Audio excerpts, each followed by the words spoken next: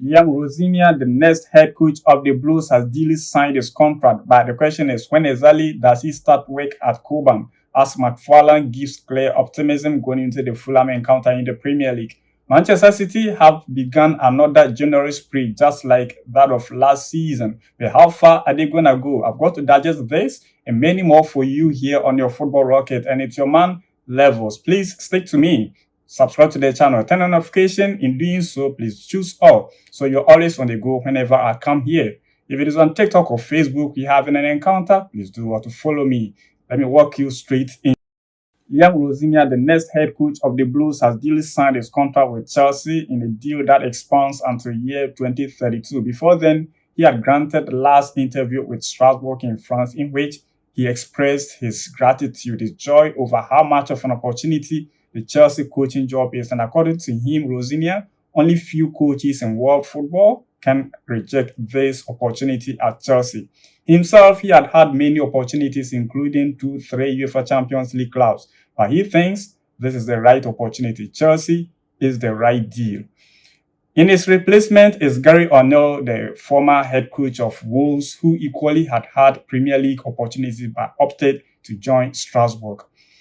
Rosenior doesn't take up the job at Cobham yet until McFarlane finishes the encounter against Fulham in the Premier League. All the best, Liam. I hope you succeed. In the midst of all this, Strasbourg supporters have asked Makela, the club president, to step down upon painful and shameful departure of Rosenior from their club. Before then, Makela had even alluded to Bluco that should Rosenior leave, he was going to step down or resign. Please stay tuned for how this saga develops over time. Talking about Callum McFarlane picking up his last task with Chelsea senior team, in his pre-match interview, he says Cucurella, Sanchez, and Caicedo are all available. In effect, with that on the screen is my predicted lineup. I wouldn't expect Cucurella and Reece James in this encounter, given Chelsea's quest to protect these kind of players, especially Cucurella, who is just recovered from a minor injury. I would expect big statement from Estavio Willian and Pedro Neto, who would hug the line, and expect them, especially Pedro Neto, to track back in defense. I'll back the Blues to grab a cool 2-0 victory over Fulham. Dear fan, let me have your prediction in the comment section. With the citizens, Pep Guardiola and Manchester City have finalized a deal for Ghanaian international Antoine Semenyo in a £65 million deal. All papers signed, sealed, done and dusted.